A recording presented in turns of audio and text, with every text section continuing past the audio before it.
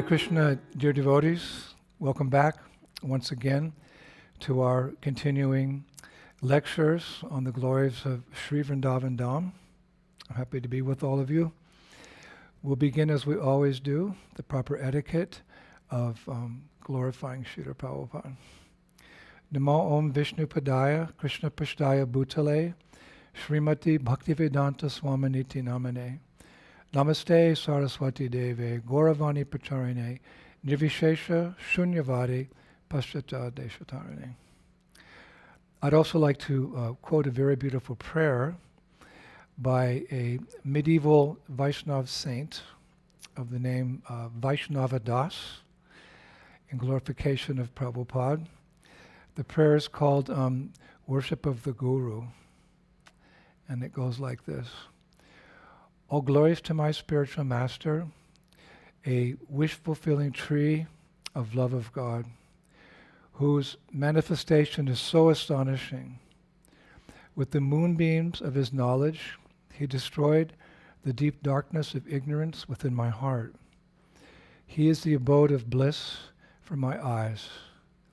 Seeing this fallen soul, he gave me the holy names, which are coveted by everyone, although I did not even ask for them. I am fallen and helpless, and my intelligence is corrupt. I do not even have a drop of piety in me. Nevertheless, he instructed me in the treasure of worshipping the divine couple, Shri Shri Radha and Krishna, in Sri Vrindavan Dham. By showering me with the spotless prema given by Lord Chaitanya, he fulfilled all my desires. Despite this, I constantly weep because I have not yet attained loving attachment to his lotus feet. Hare Krishna. So, in our last lecture, we discussed many of the pastimes that took place under Govardhan Hill.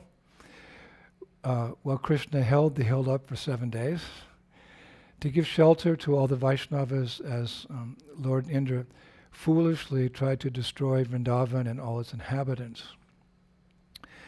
And we concluded with Krishna immobilizing, that's a good word, immobilizing King Indra and his weapons, as well as the deadly Samvartaka clouds. And at that point, you remember, Krishna gave Indra a very special darshan, during which Indra lovingly offered a most beautiful prayer to the Lord. And after that, Indra ascended his chariot and he returned to his heavenly abode in Svargaloka. And after that class, I did some more reading, and I read that that night that Indra was back in his kingdom. It's called Amaravati. That's his capital. That evening while he was in bed, he tossed and he turned and his mind was out of control. And he was thinking like this: for all my offenses, my world has now become a living hell. I wanted to make Vrindavan suffer, but it only brought suffering upon myself. I tried to drown Nanda's cows, but now I'm drowning in my own sins. I hurled thunderbolts at Govardhan Hill, but I may as well have hurled them at my own head. Let it be known that whoever troubles Krishna's devotees in any way finds his future replete with miseries. Now the Shastra goes on to say that that wasn't the first time Indra had lost a battle when he engaged in that fight, after the Samvartaka clouds and the torrents of rain and Krishna's lifting up the hill. You could say it was a sort of battle. It wasn't the first time that Indra had lost a battle. There's that term, battle-seasoned. And Lord Indra was actually a very battle-seasoned person. The first canto of the Garga Samhita describes that he once engaged in a very fierce battle with King Kamsa, and he lost badly. Now, as a result of that, I was thinking he should have known that if he couldn't defeat a mere mortal like Kamsa, of course he's not a mere mortal, but a mortal like Kamsa, then he certainly wouldn't be successful taking on the Supreme Personality of Godhead, Sri Krishna. Should have known. There's that saying, once burnt, twice shy. There's another saying, great losses are great lessons. But it appears that Indra required two losses to come to his senses. And that happened after being defeated by Krishna. He begged for forgiveness at Govindakund. But had he learned his lesson the first time, he wouldn't have had to go through the whole experience of being humiliated by the Govardhan Leela. And he was humiliated. He was a very responsible post, he had a very good reputation, but he acted inappropriately. Krishna touches on this in Bhagavad-Gita. Akiritim chapi bhutani kata yishyanti te vayam samba pitasya chakirtir naranad atirichate.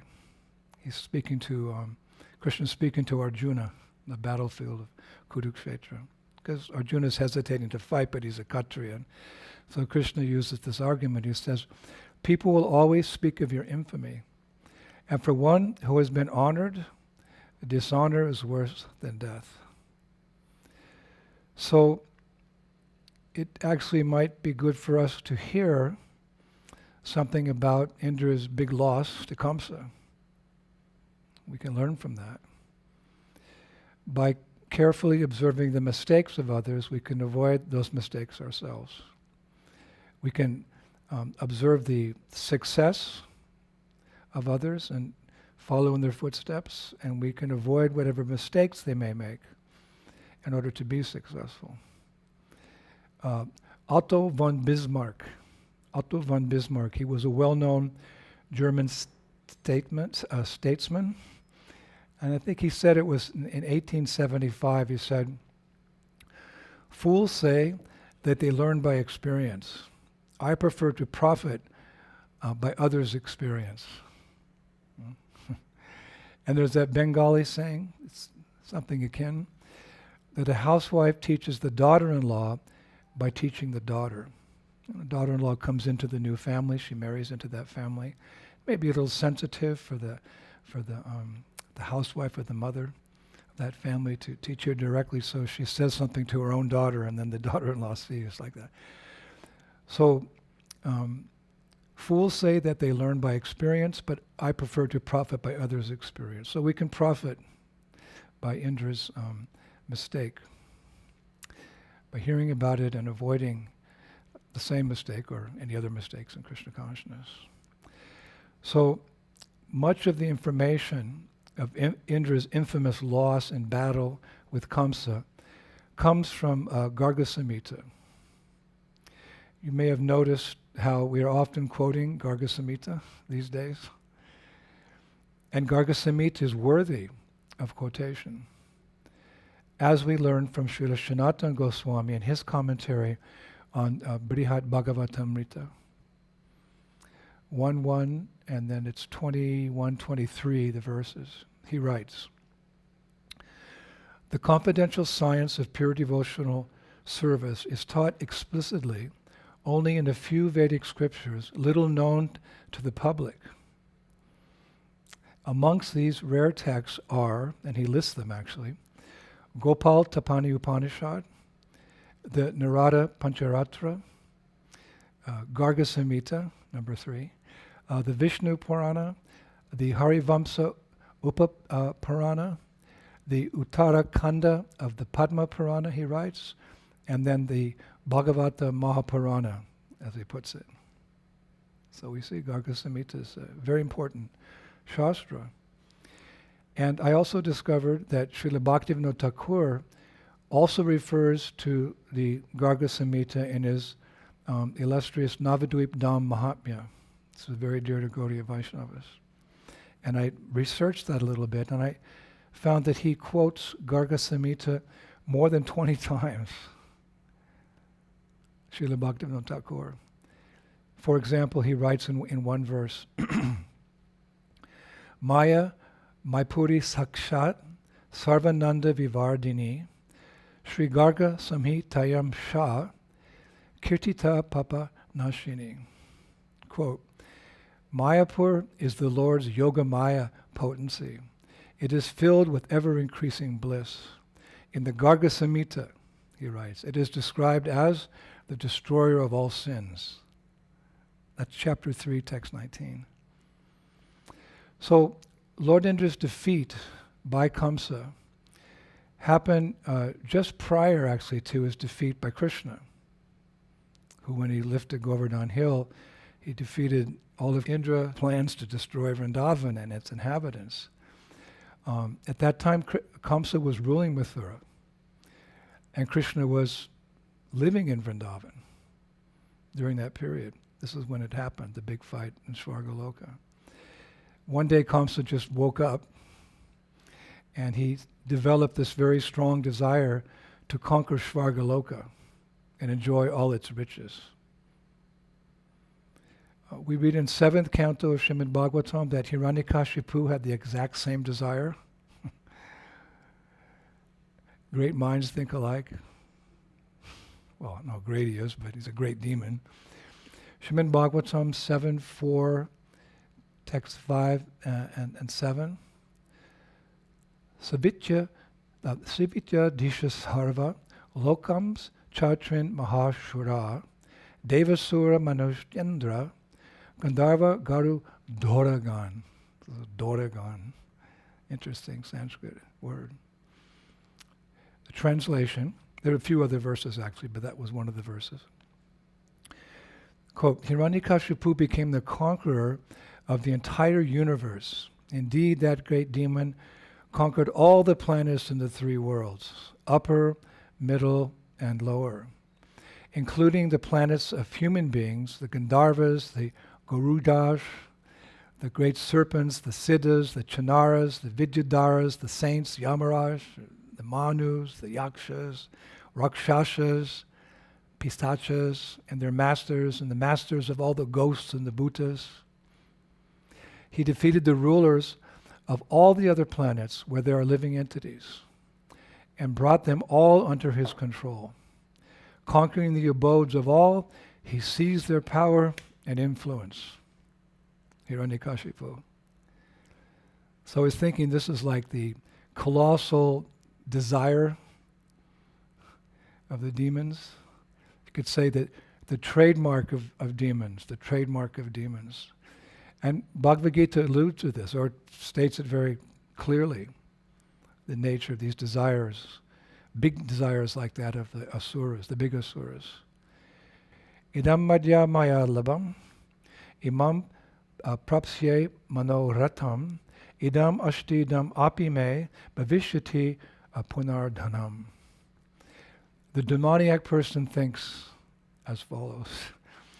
So much wealth do I have today, and I will gain more according to my schemes. So much is mine now, and it will increase in the future more and more.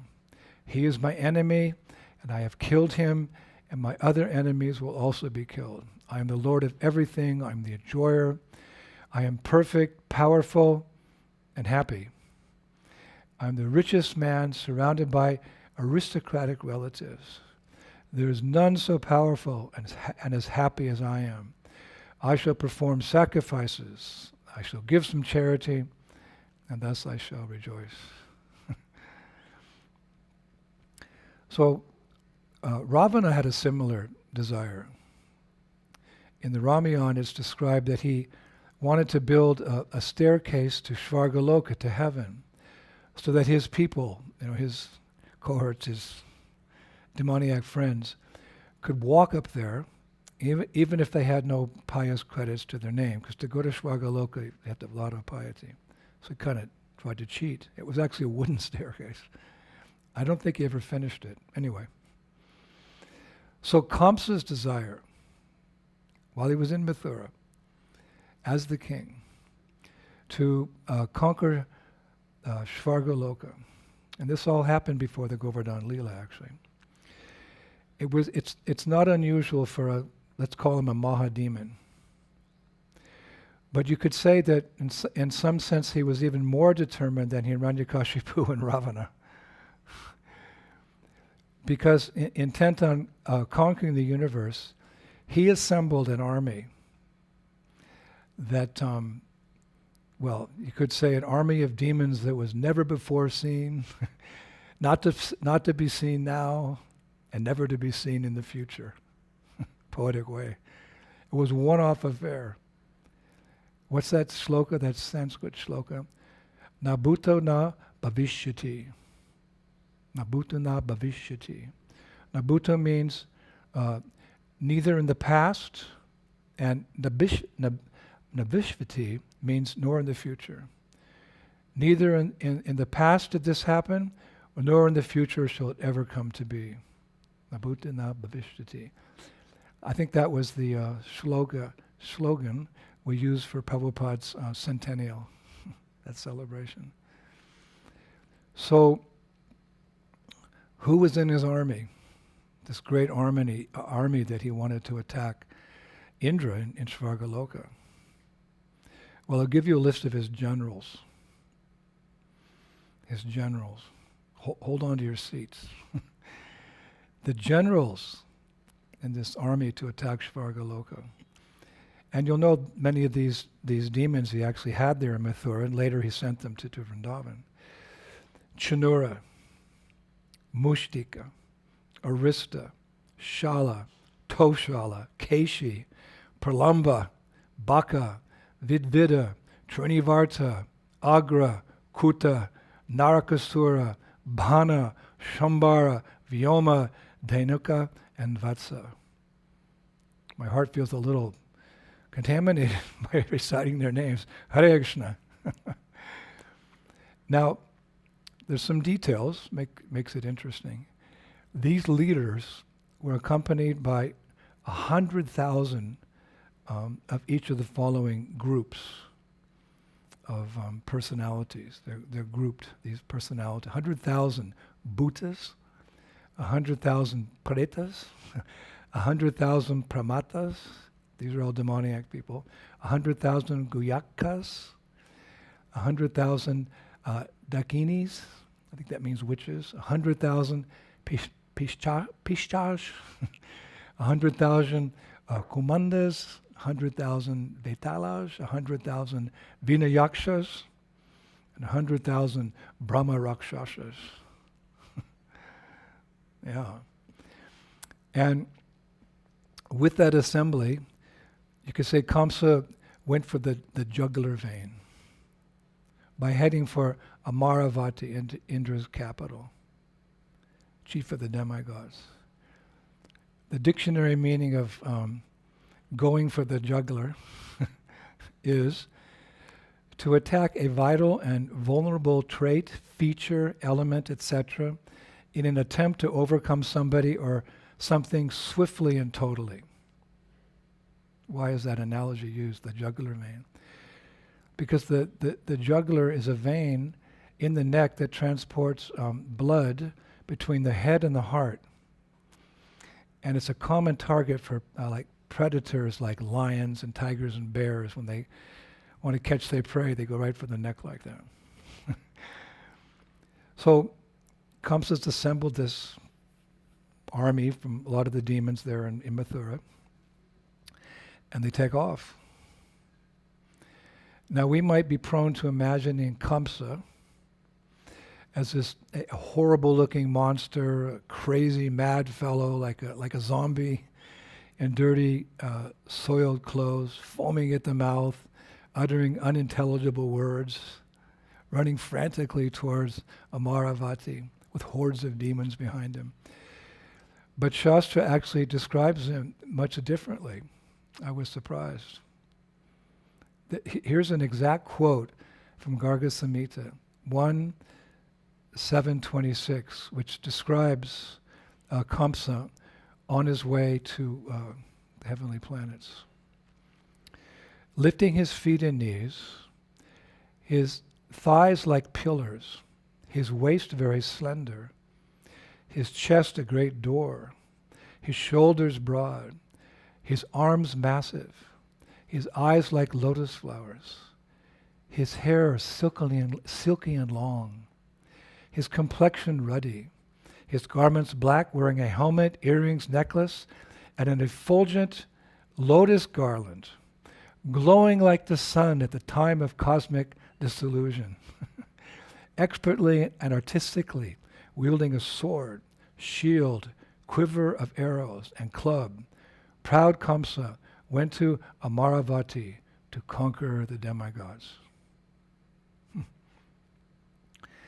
Now, how is it possible that Kamsa had such beauty and such opulence? Well, Scripture says that a demon can achieve such beauty, such opulence, such power by dint of austerities and penance. We know Hiranyakashipu. We heard about his penances and austerities, as well as pious acts performed in the past. Like in the 7th canto, it's actually mentioned, Hiranyakashipu was accustomed to giving charity to brahmanas because he knew what he'd give back. So I was thinking we shouldn't judge a person by his or her external features, but rather by the qualities they exhibit. There's the saying, don't judge a horse by its color. For example, a saintly person may not be necessarily materially handsome or pretty, but if he or she can be described as beautiful because of their divine character. So we look at a person, we look at their actual character, the qualities which they exhibit. We don't judge them, but we understand them as such. And Krishna mentions these divine qualities in Bhagavad-Gita, and there's quite a list there actually, but it's good to hear from time to time so we know what we want to achieve as devotees in our lifetimes, because it comes from that chapter, divine and demoniac natures. So we hear the demoniac ones, I'll avoid that, but the divine ones, it takes some work to develop them. So Krishna says, Abhyam sattva sam shridir, shana yoga vyavastiti, dhanam dhammas cha yajshascha, sadvya yas tapa arjavam. It's one of the verses. So listen, this is important. Fearlessness, purification of one's existence, cultivation of spiritual knowledge, charity, self-control, performance of sacrifice, study of the Vedas, austerity, simplicity, non-violence, truthfulness, freedom from anger, renunciation, tranquility, and aversion to fault-finding, compassion for all living entities, freedom from covetousness, gentleness, modesty, steady determination, vigor, forgiveness, fortitude, cleanliness, and freedom from envy, and from the passion to be honored. These transcendental qualities, O son of Bharata, belong to the godly men endowed with divine nature. So if we see anyone who has one or more of these qualities, we can be very respectful, whereas someone may appear very beautiful, but if they don't have good qualities, then we may try to avoid that association. So Kamsa is described like that, due to his past activity, some pious activity somewhere, and penance and austerity. So he's going to, he's going up to Svargaloka with these generals and these hordes of demons. And Shastra describes that when Lord Indra saw Kamsa coming with his hordes of demons, he became very angry. And accompanied by a great army of demigods, he came forward to fight. He wasn't afraid. Kshatriyas are not afraid to fight if necessary. It's noteworthy. Actually, the Garga Samhita says, Kamsdin agatam drishtva sakro deva dipa svarat. Indra is identified there by the word sakra. Sakra means very mighty, very powerful. And it's an indication that this battle that's going to take place, very ferocious battle, it's going to be very, very intense. He might well have just said, well, let's just come to some understanding here. We can give you some payment or something, but maybe better we don't fight. Or maybe he would have done very well to pray to Lord Vishnu, now's the time to come, you're always promising, come now. But Indra just rushed into this battle. He just rushed into this battle, actually. He didn't consider, didn't weigh the odds. Didn't weigh the odds, which is what he should have done, actually. So, Garga Samhita and other scriptures, they give a very interesting and detailed account of the intensity in the fighting. The two armies then fought a terrible, tumultuous battle that made the observers' hair stand on end, when hosts of sharp and glistening arrows and divine weapons created a blinding darkness. King Indra, riding on a chariot, threw his thunderbolt, flowing with 100 streams of glittering lightning towards Kamsa. And in a commentary on this verse by my distinguished godbrother, His Holiness Dhanavir Goswami, who actually published the entire Garga Samhita with very nice commentaries. I sometimes look to those commentaries. He writes, the weapons launched back and forth by the numerous forces eclipsed the sun's rays as the dark planet Rahu eclipses the sun. So when Indra threw one of those famous thunderbolts at Kamsa, Kamsa whirled around and struck it with his club, so hard that it fell harmlessly to the ground. This is something akin to modern warfare, where someone shoots a missile and then there's an anti-missile which brings it down. So at that point, Indra took up a sword, and he came to Kamsa and he hit Kamsa on the head. These are Maha-demons, Maha-asuras. Made a terrible sound, which it's described reverberated throughout the heavenly planets. So Indra's powerful. The administrative demigods, we sometimes refer, Shastra refers to the demigods. The administrative demigods are known as, the arms of the Lord. And amongst them, Indra is known as Magavata. Magavata means he's the best of warriors. But Kamsa, though he was hit so hard, remained unaffected. It's described like an elephant struck by a flower garland. So pausing for a moment to catch his breath, Kamsa then took up a very large, heavy club made of 8 metals. It's a different kind of class today. But there's a lesson to be learned, and some interesting facts as well. 8 metals. It's called Astadut. Sometimes deities are made of these 8 metals, Astaduta deities, in the old days. And I've seen those deities. They have a glow that's just magical, actually. So this club was made of 8 metals. The verse is, Astaduta mayam duridam. The 8 metals that comprise Astaduta are gold, silver, copper, tin, lead, brass, iron, and steel.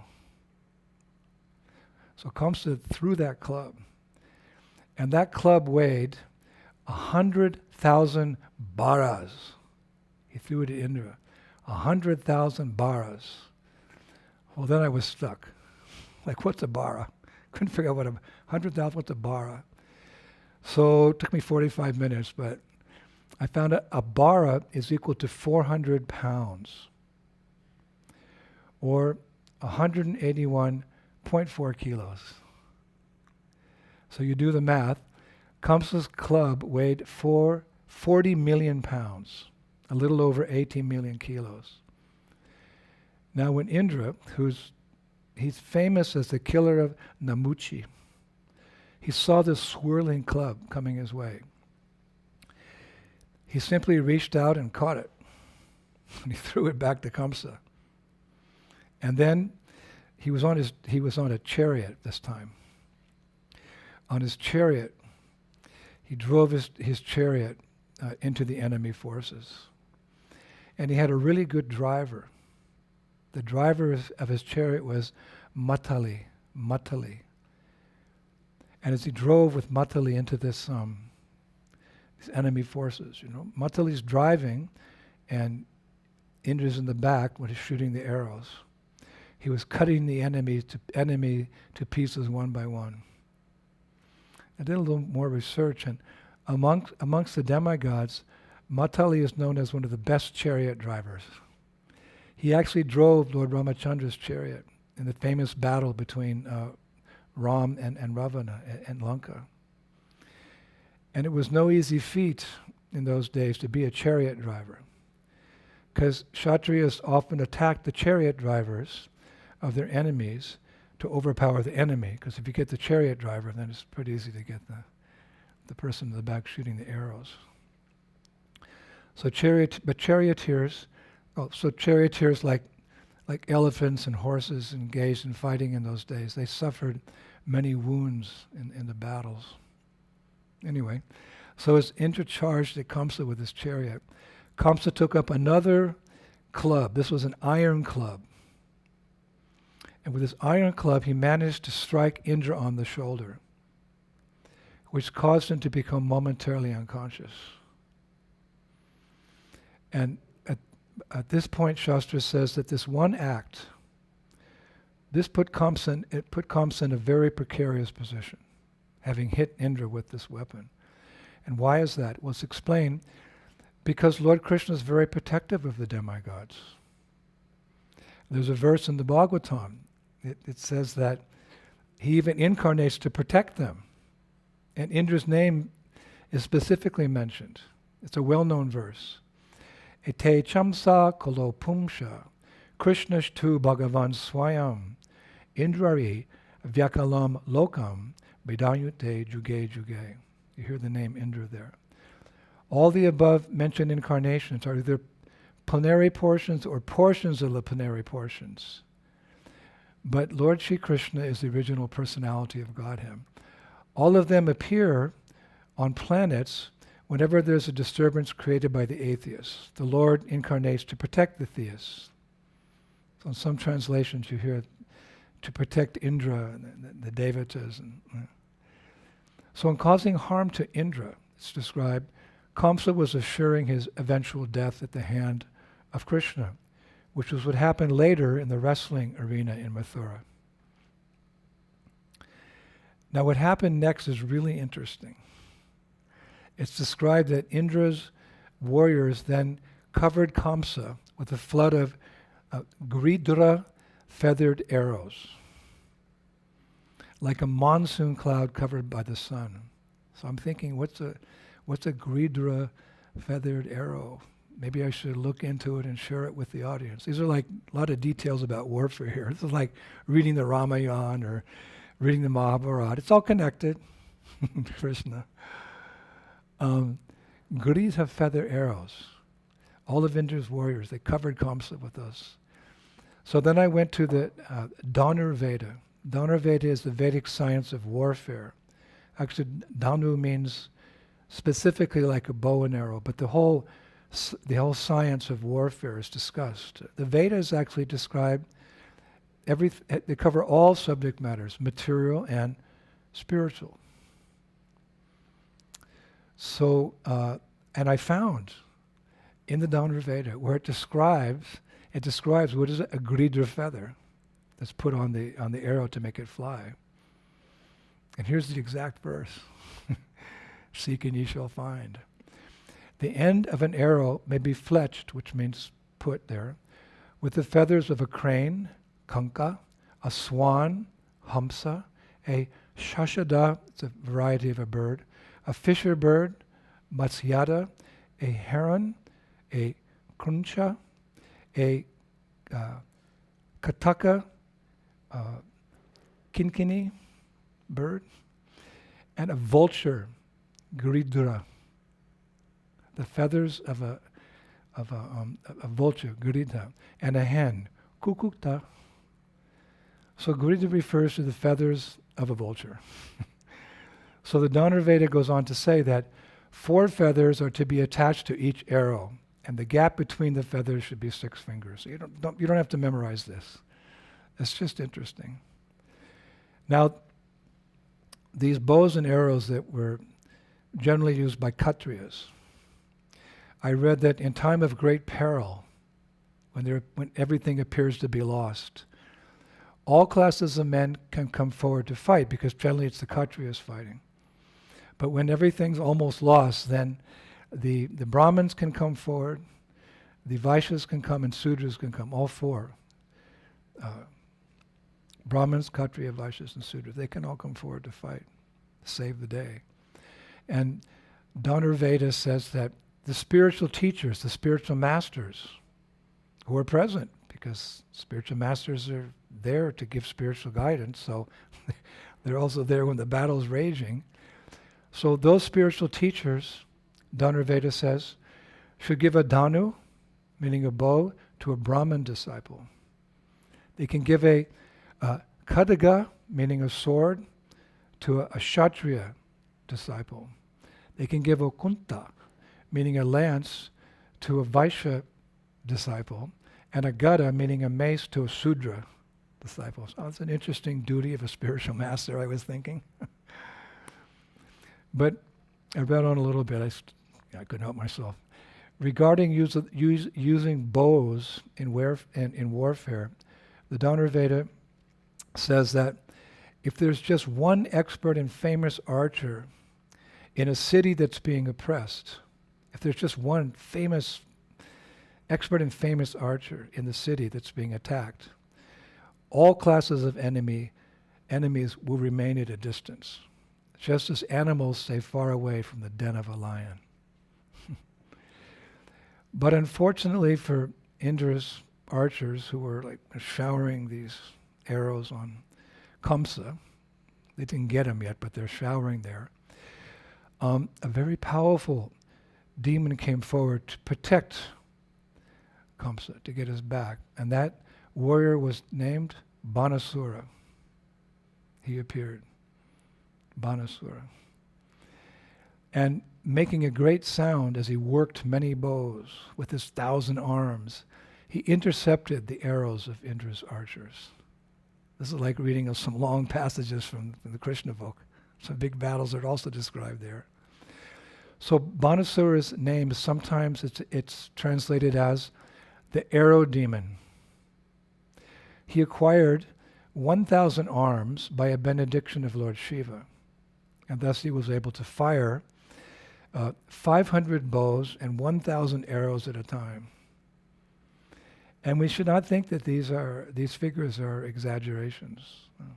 Everything in Shastra is absolute truth. So then the great generals and fighters in Indra's army, to deal with this, they surrounded Banasura. They left Kamsa and came to Banasura. It's described as a host of elephants might surround a mountain. And different groups of fighters came. And the different groups are named. So here's some of the names of the groups of fighters. The Vasus, the Rudras, the Bushus, the Shuras, and the 12 Adityas. Who were the 12 Adityas? Vivishwan, Aryama, Pusha, Tvasta, Savita, Bhaga, Datta, Vidata, Varuna, Mitra, Satru, and Urukram. I feel purified. Before I had to give a list of all the demons. So here's a list of the righteous. And as a result, it appeared that Banasura was about to be defeated. But then, the battle shifted. And many powerful demons came to the Banasura's rescue. And 2 of them were very prominent. This is a history lesson. They were Palambasura and Narakasura. And what did they do? They produced great sounds, which made all the demigods and Indra immediately fall unconscious on the battlefield. Sound has great potency. Material sound, and of course spiritual sound. Hare Krishna, Krishna Krishna, Hare Hare, Hare Rama, Rama Rama, Hare Hare. The most powerful of all sounds. But this was a material sound used as a weapon. And I was thinking that, with the advancement of aerospace science, meaning in modern times, airplanes, satellites, rockets, most of us have had an experience of how, of a powerful sound that comes from the planes. Supersonic airplanes that travel at the speed of sound, they make sonic booms. What's the speed of sound? 761 miles per hour, or 1,100 feet per second. That produces a sonic boom. Remember when I kid, I heard my first one. I ran home, Mom! And a sonic boom typically produces what is called, in that science, a shock front. A shock front is 100 megawatts per square meter, which can exceed 200 decibels. Okay, we're getting a little off track here, but the most powerful sonic boom ever recorded by the United States Air Force measured a pressure of 144 pounds per square foot. And to the people on the ground, to get back to our layman terms, it sounded like, huge thunder on the ground. And that broke, that sound, that sonic boom, broke glass windows for 30 or 40 miles around by its vibration. So I'm just trying to give us an idea of how material sound can be so powerful. So we can just imagine how powerful with the great sounds produced by Palambasura and Narakasura that made all the demigods, and they're powerful people, including Indra, fall unconscious on the battlefield. Nevertheless, Indra, he came to consciousness quite quickly. And with his eyes red with anger, he changed from his chariot now. He mounted his four-tusked elephant, Airavata. Now, Airavata, he's a special personality. He was born from the churning of the milk ocean. When the devotees and the asuras, they churned the milk ocean, many things came out. And one of them was an elephant, Airavata, but he's no ordinary elephant. And Indra urged him on with the god. That's that little iron instrument. The riders of the elephant, they hit the elephant like people use little whips to make horses go quicker. So then, with that god, Indra encouraged Airavata to begin crushing demons under his huge feet. There's actually a description of Airavata entering into the ranks of the enemy. It's described as Indra charged Kamsa on top of the elephant. Airavata appeared as unstoppable as a mountain of snow, while jingling his chains, moving his trunk again and again, opulent with bells, decorated with the jeweled saddle, and a network of tinkling ornaments. His face decorated with pictures and designs drawn in musk, sindur, and gomutra. Oh, that was really interesting. They decorated their elephants. Like when you go to India today, like when we go to Jaipur, outside of Jaipur is that beautiful palace up on the hill.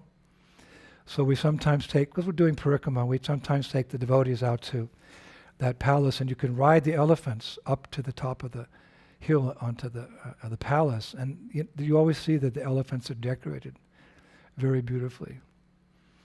So in those days they would decorate them with musk, sindur, and gomutra. So I was really curious, what's gomutra? So go means like cow. And so I did a little more research, and gomutra means it's a mixture of cow urine. And of course sindur is the red oxide of mercury, and musk is called kasturi in Sanskrit, and it's obtained from the navel of a musk deer. Now in ancient days they would take a silver spoon, the sadhus, they would very carefully enter the navel of the musk deer, and there's some little pellets there that give that scent of the musk, and they take them out very carefully. The musk deer, the males, they use that to attract the female deer. That's where the musk comes from. Those little pellets have that smell, and they crush them and make oil for the deities or whatever, for their wives. But I also found out you can get this musk oil from the seed of the umbret plant, it's written in Shastra, or the root of a sumbul plant. Lots of details. Now, in Vedic times, elephants were very prominent in warfare. For a normal battle, I'm going back to the Dhanurveda here. Dhanurveda recommends for a small battle, you have to have 12,490 elephants. And for large battles involving hundreds of thousands of men, akoshinis, divisions, it's stated you needed 21,870 elephants.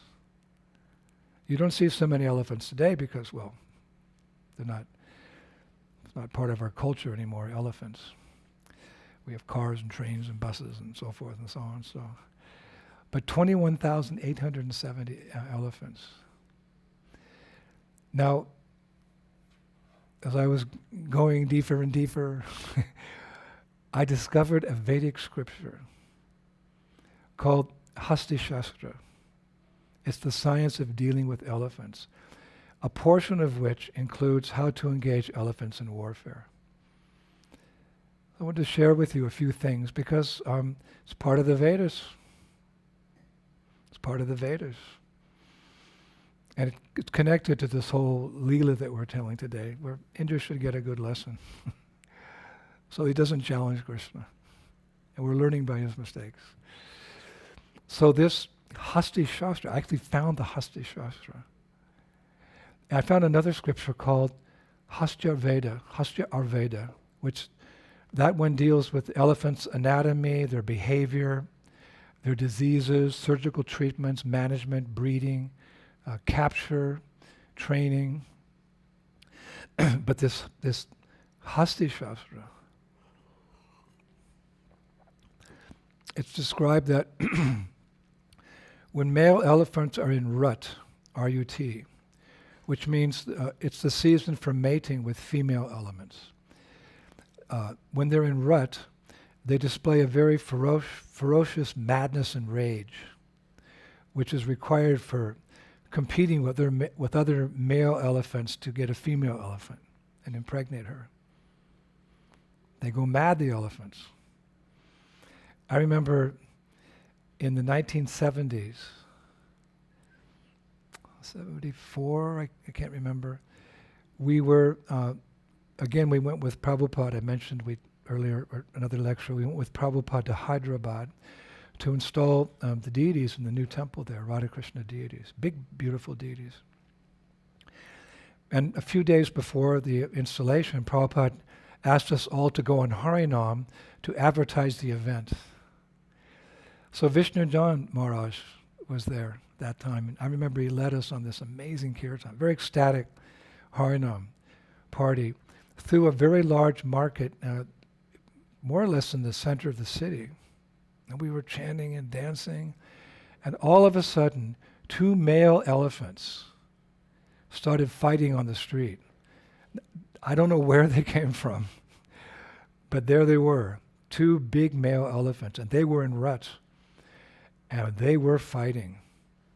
They were screaming and bellowing like loudly, and they were hitting each other and goring each other, and as they did so, they were destroying everything around. They were just bashing into shops, and one fell over and, crushed a car. And people, they were running and scattering everywhere because the fighting was going on down like the street. Like a big bulldozer just destroying everything. So Vishnujan Maharaj, he took us into a tall building. we went in the basement. It was scary. And when it all ended, we came out, and I was shocked to see the whole street look like a war zone. All the shops and the stands, and there was fruits everywhere and clothes everywhere, and it looked like a war zone. So that's when an elephant gets in rut. So when it's described in the Hasti-Sastra that when the male elephant gets in rut, they excrete a pleasantly flavored substance from their temples called ichor. It's like a sweat that comes from the pores of their skin. And this ichor acts as a sort of intoxicant which drives the elephant to become mad with rage. It's required to fight the other elephants. Now the Hasti-Sastra goes on to say that the kings, who would be the owner of all these elephants in charge of their armies, commander-in-chief, the Hasti-Sastra describes how the kings could increase the quantity, fragrance, and color of ichor, even when it's not mating season, in their war elephants for fighting. They would do so by adjusting the elephant's diet and by application of ointments to certain parts of the elephant's body. And the Hasti-Sastra says that in the absence of this intoxication from the ichor, elephants can neither run nor fight. So of course this is not such useful information today, but history is interesting. You just go back and see in history. So that Shastra recommends that to prepare an elephant for battle, you make a paste from pipali, maricha, pepper, dried ginger, shunthi, markati fruit oil, and you apply that to the temple of an elephant to increase his anger. And then a lump of karjika, I couldn't find out where karjika is, the root of a pilu, panichi, kana, nagara, that's dried ginger, and bijapura. You put that all together, put that on the head and under the legs, and and then Hasti-Sastra concludes, these medicines should be used the day before a battle. As such, an elephant will dash forward with all courage on the battlefield. And with a number of other substances applied to the elephant, his eagerness to fight increases in stages. Like, you start building up his courage to fight. And I wrote down a few stages. We'll get back to the battle in Svargaloka in a minute, but just to let you know what was actually happening there, how it was happening. It's written that in the initial stage, after applying these substances and the diet, etc., the initial stage, the elephant bears resemblance to a cloud with an excessive flow of ichor, which brings forth a strong smell. He feels like killing all beings, but always stays under the control of his trainer. At this stage, he's fit for the king to mount. The king can get on him and go into battle. The next stage is he's always in an angry mood. He doesn't want to eat, and he roams about, especially at night, in a state of agitation, and he refuses to come to the tying post. You can see this elephant's getting ready. And in the advanced stage, just before combat, he needs to be controlled by 3 attendants. He seeks to destroy even his own reflection. In this stage, the elephant sees nothing, knows nothing, hears nothing, and cannot stand in one place. And it concludes, the Shastra concludes, well, at least this portion, woe be to the opponent whom he meets in battle, be it an animal, a human, or even a god above. Hare Krishna. Well, now you know a little Hasti-Sastra. So animals were engaged in human endeavors in Vedic culture, like bulls would plow the field, cows would give the milk, dogs would guard. So elephants were used like this, and they were used by Kshatriyas. Kshatriyas means one who protects dharma, protects the rights of righteous people. Sometimes the demons attack.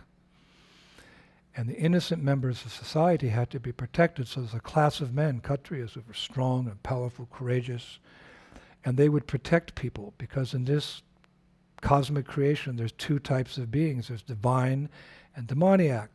And whereas divine always want to help others, demoniac want to take advantage and abuse others in horrible ways. So Kshatriyas have to come forth to protect. So they would engage the elephants in this way, and of course the elephants, they would also benefit in a way by engaging in dharmic activities. The soul would benefit. So it was in just such a condition that Airavata, the royal elephant of Lord Indra, charged at Kamsa. Now we're at this point, Indra's charging at Kamsa directly. And he came right up to Kamsa. Kamsa, you're finished. Airavata's there, Indra's there with his thunderbolts. But to Indra's amazement, Kamsa with a single punch knocked him off the elephant. And then Kamsa struck the elephant, Airavata.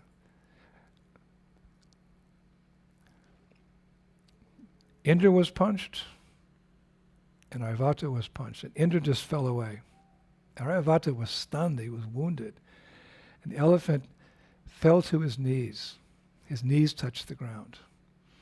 And in Dhanurveda I read that when an elephant touches his knees to the ground without an order, that's a sign of defeat. Sometimes the elephant trainer, he makes the elephant go down on his knees, but if an elephant in a battle goes down on his knees, that's a sign that he's been defeated.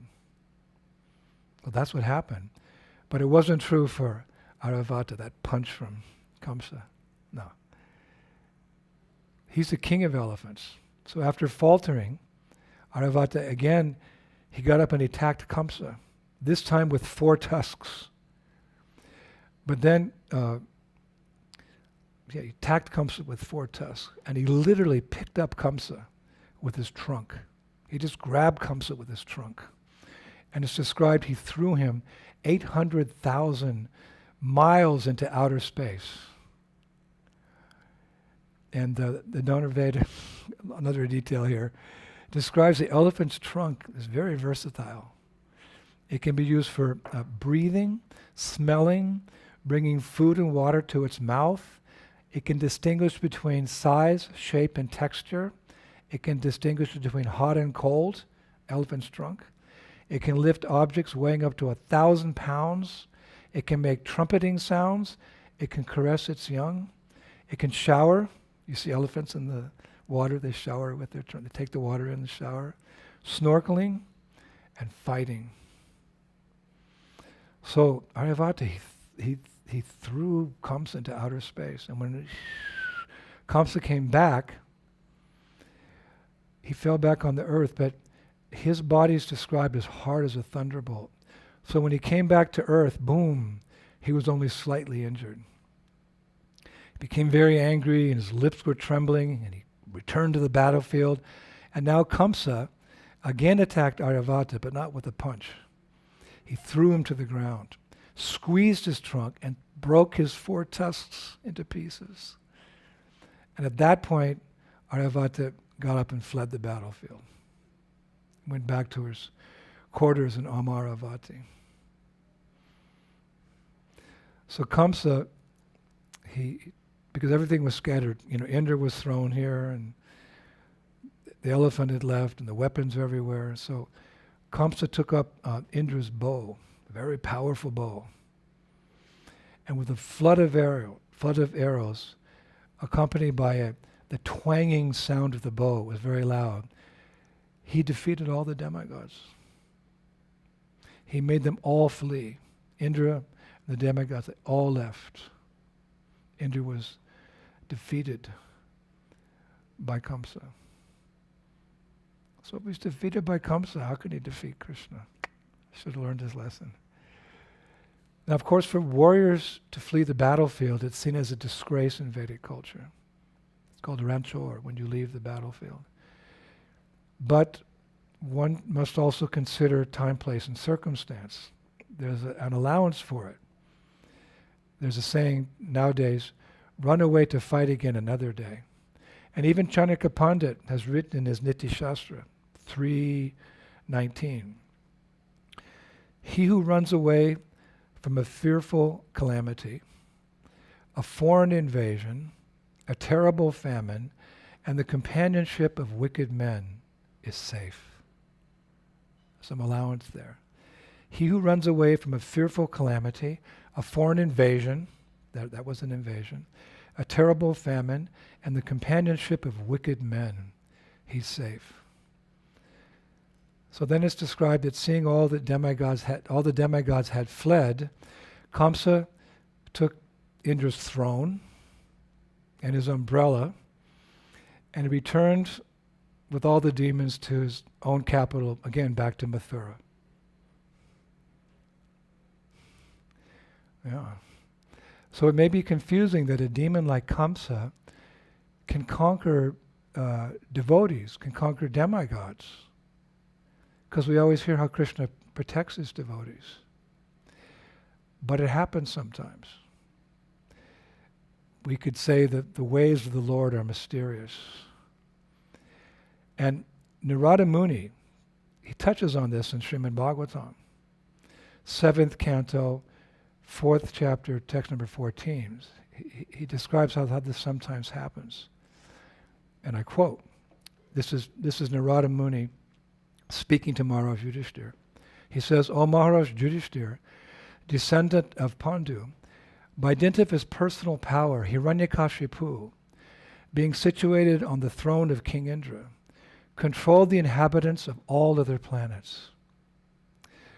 The two Gandharvas, Vishmavashu and Tumburu, and I myself, is identifying, I myself, Narada, and the Vidyadharas, Apsaras, and sages, we had to all offer him prayers again and again just to glorify him.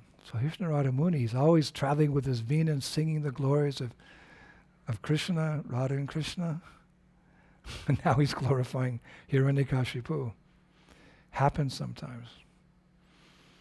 Srila Prabhupada writes in that purport, quote, the asuras sometimes become so powerful that they can engage even Narada Muni and similar devotees in their service.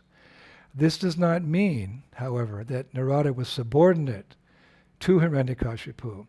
Sometimes, however, it so happens in this material world that great personalities, even great devotees, can also be controlled by the asuras.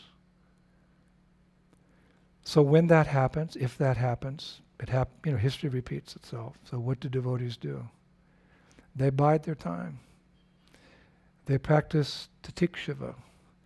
They practice tolerance and patience, waiting for Krishna's mercy to descend upon them. It's a lesson to be learned in every situation in life. So devotees are tolerant, at least realizing how nasty is this material world. Now I want to become serious and get out of here. But of course, ultimately, Krishna does come to the rescue in the ultimate sense, as he promises, or as he states in Bhagavad-Gita. Paritranaya sadunam vinashaya tudukshritam dharma samsta panarthaya sambhavami yuge yuge. In order to deliver the pious and to annihilate the miscreants, as well as to reestablish the principles of religion, I advent myself millennium after millennium. So there you go. That was the battle. So our conclusion again is that after experiencing such an embarrassing defeat by a mere mortal, Kamsa, Indra should never have thought that he could defeat Lord Krishna and his beloved Brajabasis. He only did it because of a huge false ego that came about from pride. All transcendentalists, until we're pure devotees, were warned about pride. And that pride came about as a result of his name, his fame, his power, prestige, and his wealth. It's not that devotees don't have these things, but they're very careful to always utilize them in the service of the Lord. Like one time Prabhupada said, the servant of the king is entitled to the same facilities as the king by living in the palace. But he should never think he's the king. Especially nowadays, we're utilizing so much of the material energy in Krishna's service. So we have to be careful. We have to be a little bit detached and be very eager to use it as much as required in Krishna's service. So how to remain aloof from the attraction to name, fame, etc. Every day, Hare Krishna, Krishna Krishna, Hare Hare, Hare Rama, Rama Rama, Hare. The Maha Mantra is our savior. So yes, Indra, well then he had to go on and learn a hard lesson. He tried to defeat Krishna, but he lost again.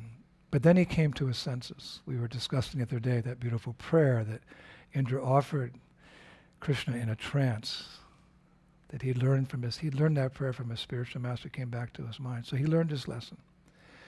And sometimes it is such. It's said that the hardest lessons are the ones best learned. But we don't necessarily have to go through those hard lessons. We can hear about them from Hari Guru and Vaishnava and save ourselves the trouble. Not to make those mistakes and learn the hard way. We can keep our life simple. We can keep pure and simple.